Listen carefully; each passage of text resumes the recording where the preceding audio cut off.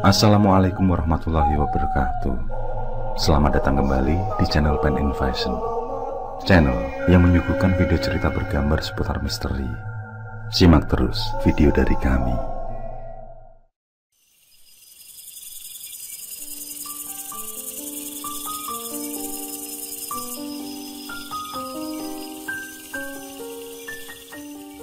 Malam semakin larut. Di sebuah perkampungan nan sunyi, seorang ibu sedang merenung di teras rumah yang bisa dibilang hampir sama dengan sebuah gubuk reot. Dia adalah Mak Rasmi. Di sana dia tinggal bersama seorang putra bernama Sarju. Sebenarnya, Sarju memiliki seorang kakak perempuan, namun sudah meninggal akibat sakit malaria ketika berumur 9 tahun. Sedangkan suami Mak Rasmi pergi tanpa pamit di saat Sarju masih balita.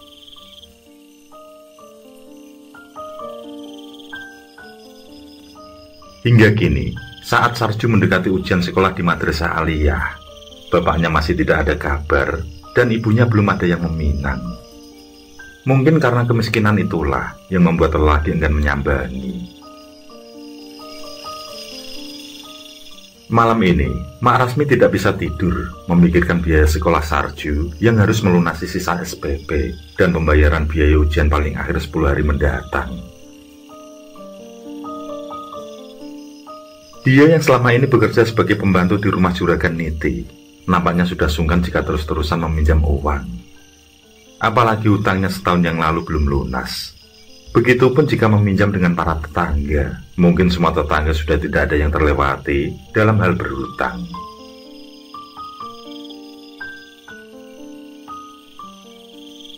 Di usia yang melewati setengah abad, Mak Rasmi masih menanggung hutang yang cukup banyak.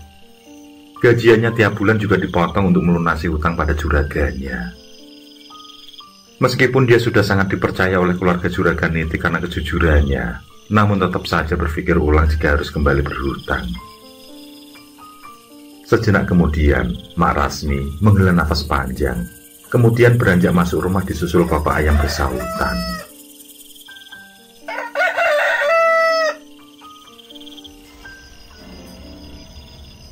Sesampai di dalam rumah, Mak Rasmi dikejutkan dengan suara rintihan Sarju.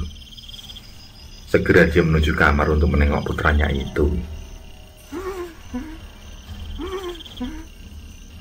Terlihat, Sarju sudah terjaga dan duduk di balai bambu, seperti orang yang menahan sakit dengan nafas tersengal-sengal. Ketika ditanya, Sarju menjawab kalau dia bermimpi giginya sakit kemudian tanggal. Itulah yang membuatnya merintih menahan rasa sakit. Walau hanya mimpi, namun dia merasa seperti kenyataan. Sebelum beranjak mengambil air putih, Mak Rasmi menyuruh putranya tenang karena semuanya lah mimpi belaka.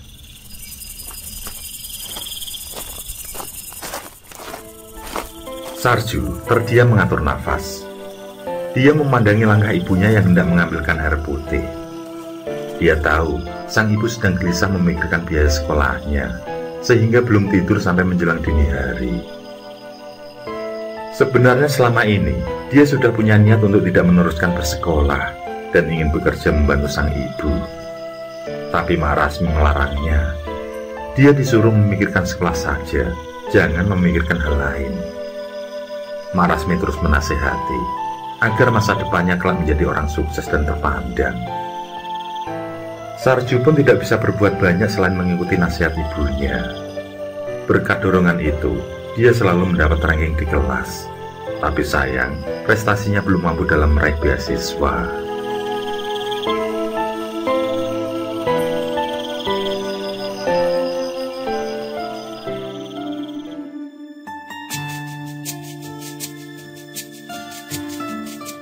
Hari berganti. Sarju merasa senang karena dia bisa ikut ujian setelah segala biaya terlunasi. Namun senyum itu menipis ketika sepulang sekolah dia melihat ada keluarga juragan Niti di gubuk reotnya. Sungguh sangat tidak biasa.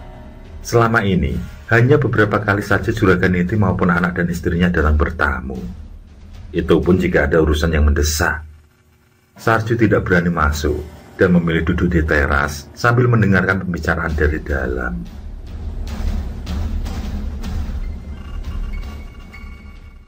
Dari sana, terdengar jelas nada bicara Juragan Niti penuh rasa kesal. Dan rupanya dia mendesak agar salah satu dari 3 pekerjanya mengakui perbuatan mereka.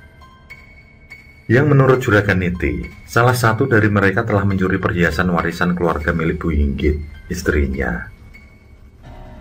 Memang, keluarga Juragan Niti pergi ke rumah saudaranya di Jepara selama 3 hari. Dan selama kepergiannya itu, kunci rumah dipasrahkan pada Mak Rasmi, orang yang sangat dipercaya karena kejujurannya. Selain Mak Rasmi, ada 2 orang lain menjadi pembantu di rumah sang juragan. Mereka adalah Kang Soleh, yang bertugas sebagai tukang kebun, dan Kang Darmin, yang bekerja sebagai waker, atau yang mengurusi para kuli di lahan perkebunan. Memang, Kang Darmin tidak di sana terus-menerus, tapi setiap hari dia menyambangi rumah juragan. Selain beristirahat, dia juga mengambil makanan bagi para pekerja lahan. Kedua orang tersebut juga berada di dalam, ikut diinterogasi Juragan Niti. Sarju sendiri tidak tahu mengapa hal itu tidak dilakukan di rumah Juragan Niti saja, tapi justru di gubuk reot ibunya. Suara semakin tegang ketika tidak ada satupun yang mau mengaku. Semua masih membenarkan dirinya sendiri. Juragan Niti juga memberitahu jika pencurian ini adalah peristiwa ketiga dalam 8 hari terakhir. Karena yang dicuri terakhir bukan perhiasan sembarangan, melainkan perhiasan turun-temurun dari keluarganya. Maka hal itu membuat dia turun tangan.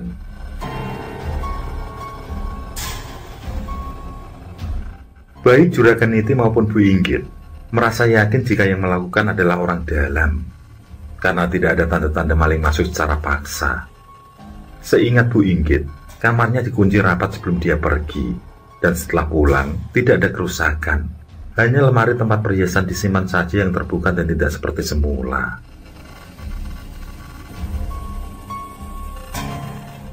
Sang juragan terus berusaha membuat salah satu pekerjanya mau mengaku.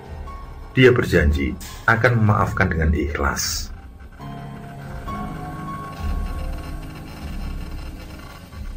Sarju mendengar kalau secara tidak langsung keluarga Juragan Niti telah menuduh ibunya. Alasannya adalah karena Mak Rasmi saja yang punya akses masuk ke dalam rumah. Tuduhan itu dibantah oleh Mak Rasmi dengan terus mengucap sumpah demi Tuhan penuh rasa sakit hati. Dengan terisak dia berujar kalau memang dia ditakdirkan hidup dalam kemiskinan. Tapi meski begitu, sejak kecil tidak pernah sekalipun mencuri. Tentang biaya ujian putranya, Mak Rasmi mengaku telah dibantu sebagian lebih oleh Pak Gunari, yakni wali kelas Sarju yang merasa prihatin. Mak Rasmi juga siap menghadirkan Pak Gunari jika sang juragan maupun Bu Inggit tidak percaya.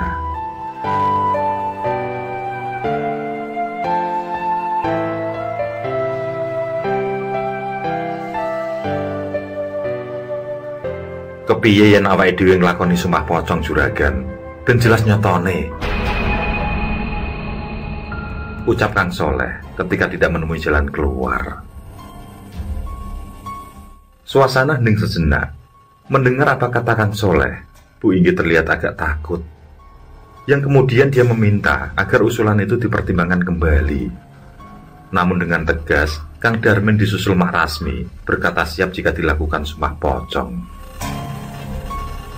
Mereka yakin akan terhindar dari malapetaka karena mereka merasa tidak melakukannya.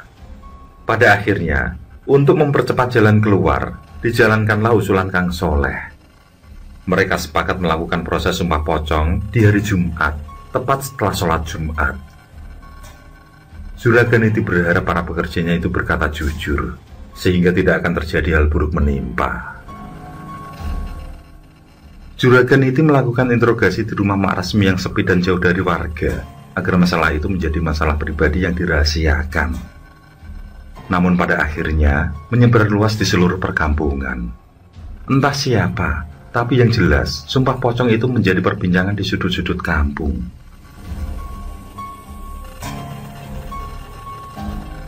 Sama seperti tuduhan keluarga Juragan Niti, anggapan warga juga mengarah pada Mak Rasmi.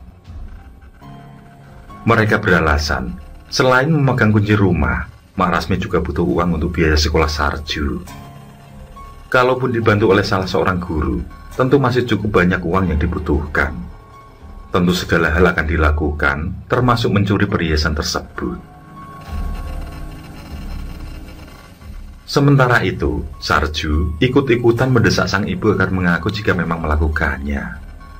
Dia meminta Mak Rasmi untuk berpikir kembali dalam mengambil keputusan Sumpah Pocong itu. Bahkan Rahayu, putri sulung Juragan Niti, juga ikut bertamu ke rumah Mak Rasmi. Dia yang menganggap Mak Rasmi sebagai ibu angkatnya merasa sangat khawatir. Dan jika memang Mak Rasmi tahu pelakunya, maka Rahayu berjanji akan merahasiakan sosok tersebut. Dia bisa berbohong pada bapaknya, seolah perhiasan itu cuma keselip di lemari, atau bagaimanapun alasannya agar diatur demi kebaikan semua. Tapi Mak Rasmi tetap teguh pada keputusannya, bahwa dia tidak tahu siapa pelakunya, dan siap melakukan sumpah pocong. Di sisi lain, keluarga Kang Soleh dan Kang Darmin juga merasa was-was. Anak dan istri mereka meminta agar tidak usah melakukan sumpah keramat tersebut. Dan jika melakukan pencurian seperti yang dituduhkan, lebih baik mengaku saja. Membayangkan sumpah pocong itu membuat mereka tidak tenang. Akan tetapi, Kang Soleh dan Kang Darmin tetap bersikukuh tidak pernah mencuri apapun. Mereka siap dengan segala risiko setelah melakukan sumpah pocong nanti.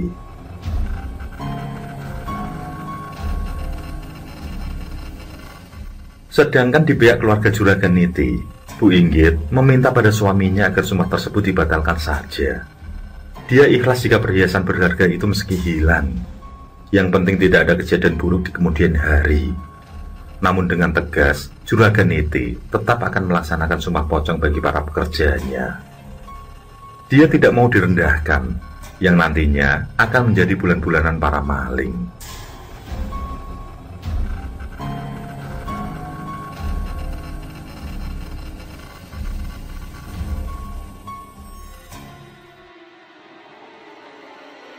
Empat hari berselang, akhirnya proses sumpah pocong pun dilaksanakan. Yang rencananya hendak digelar di masjid desa, dipindah di rumah Juragan Niti. Alasannya karena kasus ini sudah menyebar luas, sehingga keadaan tidak memungkinkan. Tentu akan menimbulkan kerumunan masyarakat yang ingin menyaksikan. Memang salah satu makhluk gaib yang paling populer, yang paling ditakuti di negeri ini adalah pocong. Sehingga nama hantu ini dijadikan sebuah sumpah yang merupakan pembuktian terakhir dalam menyelesaikan satu perkara, terutama sengketa. Sumpah yang hanya dilakukan oleh orang Muslim ini disebut sebagai sumpah kematian. Dalam mayoritas orang Jawa, sumpah ini digunakan sejak masa dahulu untuk membuktikan kebenaran. Sumpah pocong juga memiliki efek dan dampak yang sangat mengerikan jika dilanggar. Diyakini akan datang hal-hal mistis yang membuat hidup tidak tenang bagi pelakunya.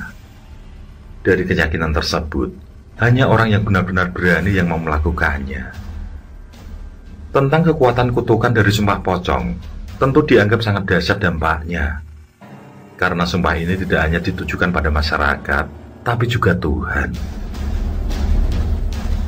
Bersumpah atas nama Tuhan memang sangat berat resikonya, dan sungguh bisa celaka bagi mereka yang berdusta. Bahkan bisa menjadi memori buruk bagi keturunan si pelaku.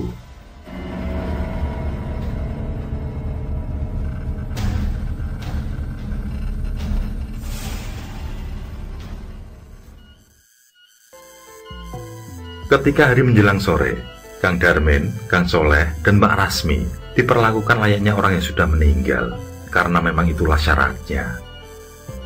Disaksikan banyak warga, mereka dimandikan selayak orang mati. Masing-masing bertelanjang, ditutupi kain jari, dan dibopong 3 orang yang tidak membatalkan wudhu.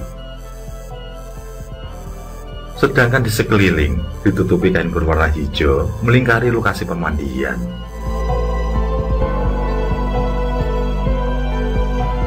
Setelah selesai diwudu oleh Pak Modin, kemudian jari yang basah kuyup diganti jari kering, dan dimulailah menata dengan kain kafan. Selanjutnya mereka direbahkan di keranda, yang kemudian diletakkan di dalam rumah Juragan Niti. Terdengar tangis bersahutan dari pihak keluarga masing-masing, termasuk pula Bu Inggit dan Rahayu. Setelah itu, 3 orang yang berperan sebagai saksi netral bersila di samping keranda. Dalam hal ini, memang membutuhkan seseorang yang tidak ada di pihak siapapun. Sesaat kemudian, prosesi sumpah pocong pun dimulai dengan Pak Moden sebagai imam. Setelah berdoa, selanjutnya para pelaku disumpah dan diberikan peringatan bahwa apabila terbukti bersalah, maka nyawa taruhannya. Tidak hanya sumpah saja, tapi juga deretan resiko yang akan ditanggung jika berbohong, yakni ajal, sakit parah, dan miskin 7 turunan. Dilanjutkan kemudian sumpah para pelaku, yang dimulai dari Kang Soleh. Lelaki itu berucap dengan lantang, "Saya bersumpah, bukan saya pelaku atas hilangnya perhiasan milik Bu Inggit. Jika saya berbohong, saya siap menanggung apapun akibat dari sumpah ini." Sumpah itu juga diucapkan oleh Kang Darmin dan Mak Rasmi. Selesai prosesi itu, kafan kembali dibuka, kemudian semua warga kembali ke rumah masing-masing.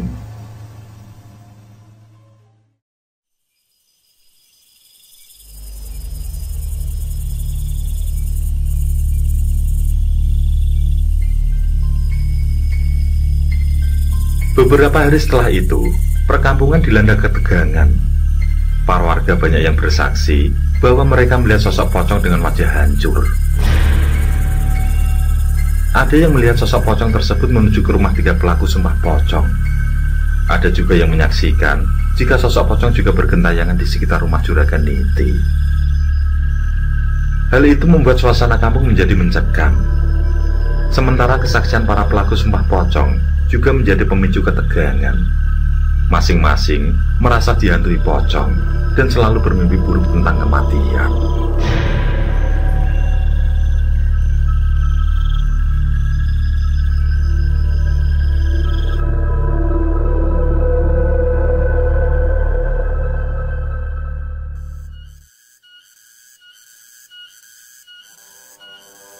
Hari itu menjelang sore, Sarju pulang dari kegiatan sekolah. Sesampainya di rumah, dia mendapati ibunya sedang tertidur, namun dalam posisi terlentang dan tangan di dada. Pemandangan tidak biasa itu membuat bulu kuduknya berdiri. Dia memiliki firasat yang tidak baik. Pikirannya kalut, membayang resiko sumpah pocong. Namun sebisa mungkin, dia berpikir positif.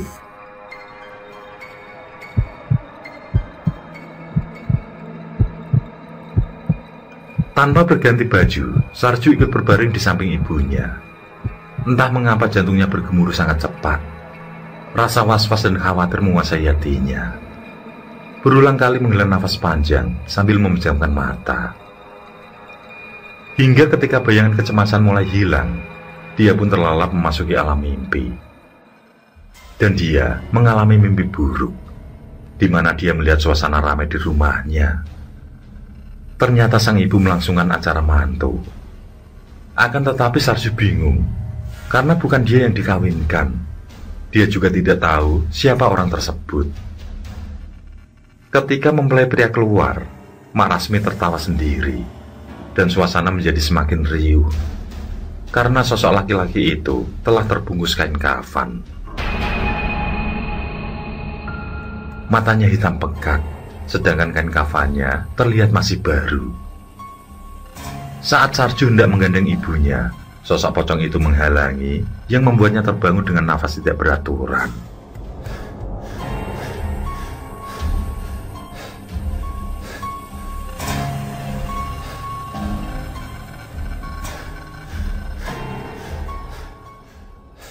Setelah cukup tenang, Sarju mengecek keadaan ibunya. Kali ini, dia mendapati tubuh sang ibu miring ke arah kiblat dengan posisi yang sama. Sungguh sesuatu yang sangat aneh baginya. Akhirnya, dia putuskan membangunkan ibunya. Tapi tubuh Mak Rasmi sudah terbujur kaku. Sarju mengecek nafas serta denyut nadi,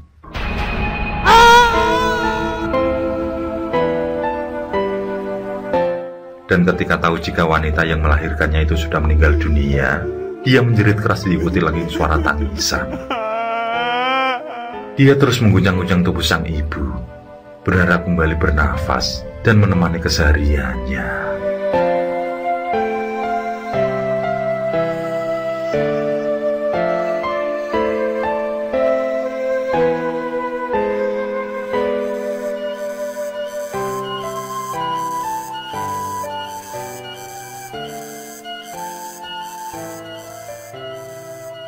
Pemakaman dilanjutkan sore itu juga, hingga selesai pada Isya. Setelah semua warga kembali berkumpul ke rumah reot Mak Rasmi, Juraganiti memberitahukan pada warga agar mereka jangan salah sangka tentang penyebab kematian Mak Rasmi.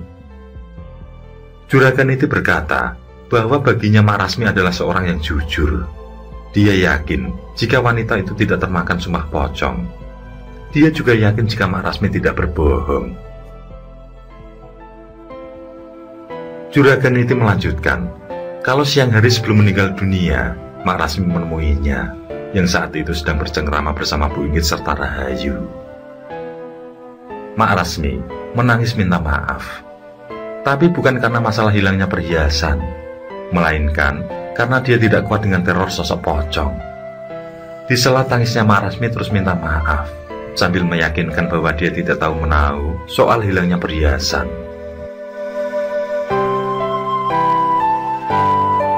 Dia bersumpah kalau selama ini dia telah menjaga kejujuran sifatnya. Dari hal itulah Juraganiti minta pada warga agar tidak menyinggung tentang hal buruk pada Mak Rasmi yang telah tiada. Dia berharap pikiran warga sama dengannya, bahwa Mak Rasmi meninggal dunia karena satu hal atau memiliki riwayat satu penyakit, bukan karena dampak dari sumpah pocong.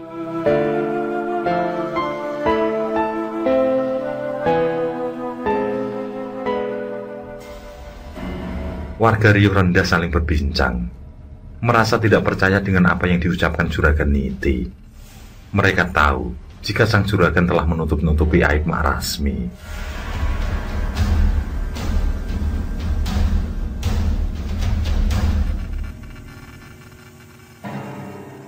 Hari selanjutnya, perbincangan di sudut-sudut kampung masih membahas tentang Mak Rasmi. Warga tidak mengindahkan saran dari Juraganiti. Gunjingan pun mengalir. Warga tidak menyangka jika Mak Rasmi adalah pelaku sebenarnya. Tuduhan tersebut diperkuat dengan hilangnya teror sosok pocong setelah kematian Mak Rasmi.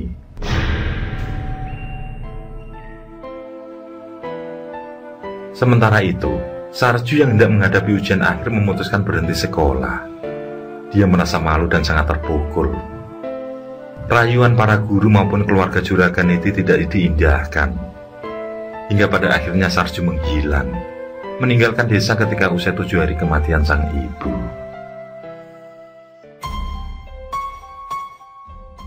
Bersamaan dengan kepergian Sarju, warga dihebohkan dengan Kang Soleh dan Kang Darmen yang mendadak sakit.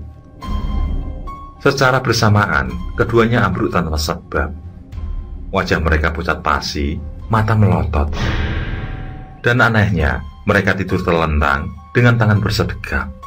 Pemandangan yang menggambarkan sebuah kematian. Setiap kali anggota keluarga ingin membuka tangan yang bersedekap, mereka selalu gagal. Tangan tersebut sangat berat karena kaku.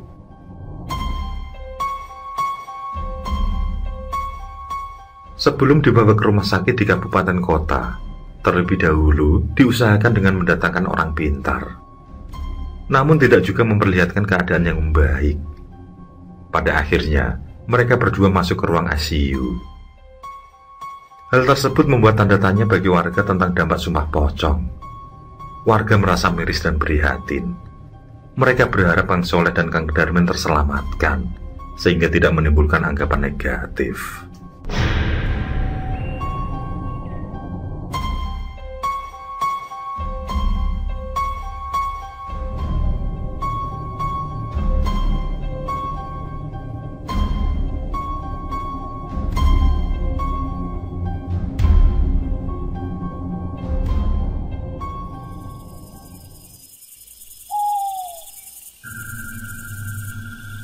Sehari semenjak itu, perkampungan kembali terasa mencekam.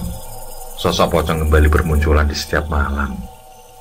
Meski tidak mengganggu, namun kemunculannya yang mengejutkan membuat warga terkaget hingga jatuh sakit. Beberapa warga memberikan kesaksian kalau pocong tersebut berasal dari rumah Mak Rasmi yang sudah tidak berpenghuni. Dan pocong tersebut tidak hanya satu, tapi ada dua. Para tetua adat sudah mencoba melakukan ritual pengusiran di rumah Mak Rasmi sesuai permintaan warga, namun tidak mempan. Sosok pocong tersebut masih saja menampakkan diri setiap malam tiba.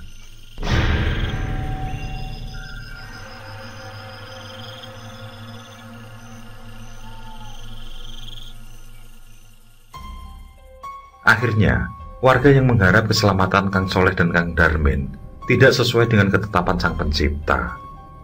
7 hari berada di ruang ICU, mereka berdua dinyatakan meninggal dunia tepat di pagi hari Selasa Wage. Hal itu membuat warga semakin bertanya-tanya, siapa pelaku sebenarnya tentang hilangnya perhiasan Bu Inggit? Muncullah dugaan kalau mereka bertiga bersekongkol dan sudah membagi hasil curian itu.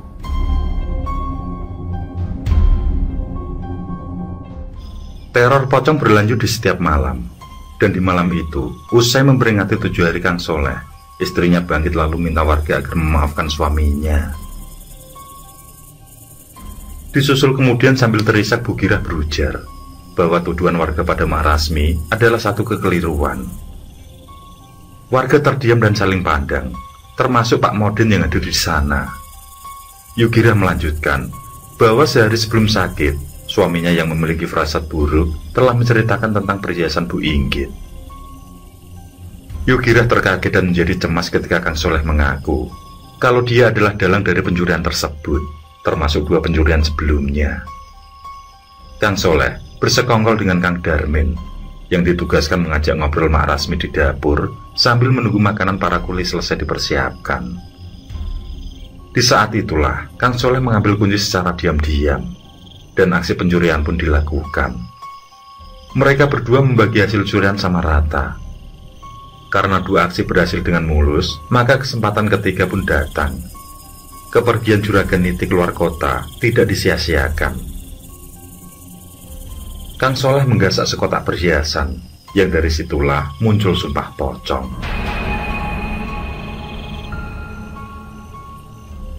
Ketika pencurian itu membuat keluarga Juragan Niti gusar, Kang Soleh dan Kang Darmin pergi ke orang pintar untuk melakukan hal buruk lain. Tidak segan-segan mereka berniat mencelakai keluarga sang juragan dengan mengirim teluh. Tapi di luar dugaan, orang pintar tersebut tidak mampu menembus pagar gaib rumah Juragan Niti. Memang hal itu dilakukan oleh orang kaya di masa itu. Demi menghindari serangan gaib yang tidak terduga, mereka memagari rumah.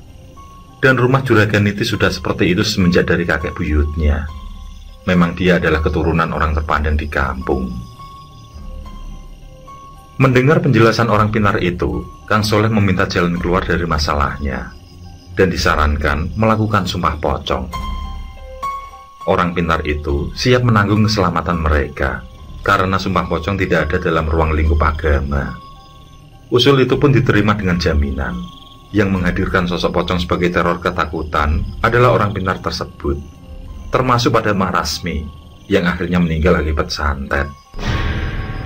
Tujuan yang mampu mengambing hitamkan Mak Rasmi berhasil, namun Tuhan berkehendak lain. Sambil berderai air mata, Yugirah minta maaf atas perbuatan suaminya. Dia mengeluarkan perhiasan curian dan menyerahkan pada Juragan Niti. Perhiasan tersebut masih disimpan, belum dibagi dengan Kang Darmin. Untuk teror yang terjadi akhir-akhir ini, Yugirah mengaku kalau dia tidak tahu menahu. Dia kembali berujar tentang wasiat Kang Soleh saat itu, bahwa kalau terjadi apa-apa atas dirinya, maka disuruh mencari Sarju untuk minta maaf.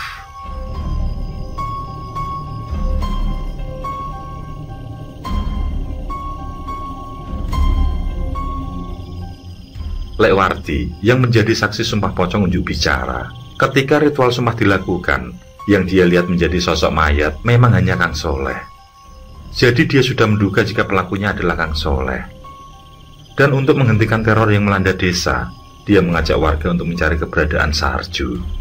Dia yakin kata maaf dari anak itu sangat berharga, karena Sarju dianggap sebagai yatim piatu yang terzalimi. Usulan itu pun diterima baik oleh warga. Mereka memutuskan akan mencari Sarju esok hari.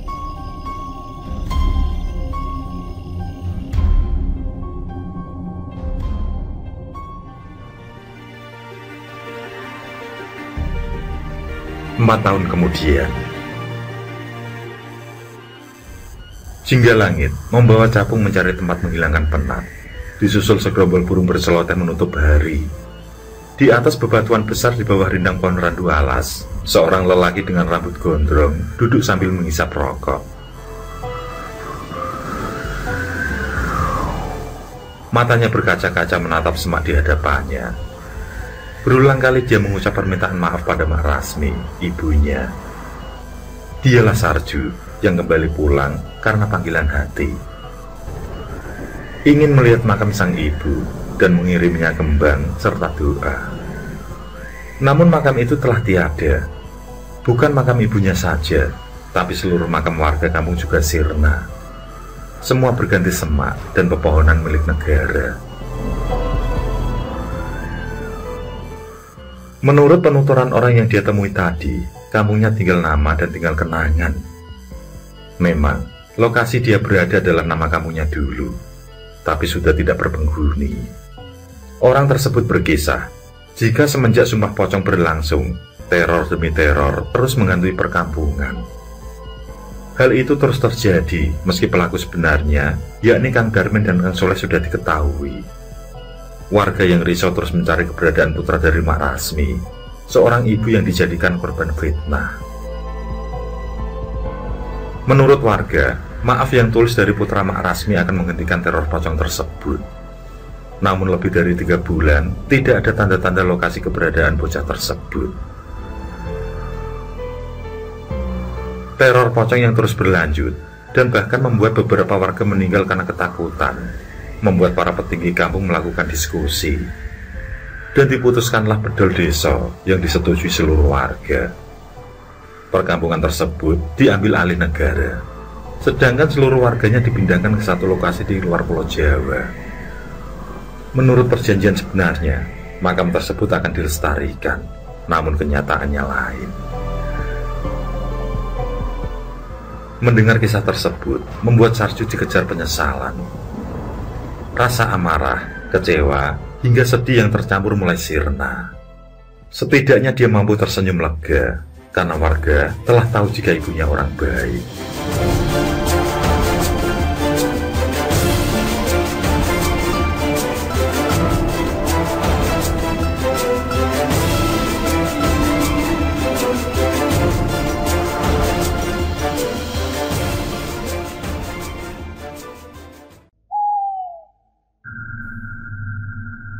Oke, terima kasih. Semoga kawan-kawan terhibur, dan untuk ke depan, semoga channel ini bisa lebih baik lagi. Akhirul kalam, wassalamualaikum warahmatullahi wabarakatuh. Sesandingan hormat kali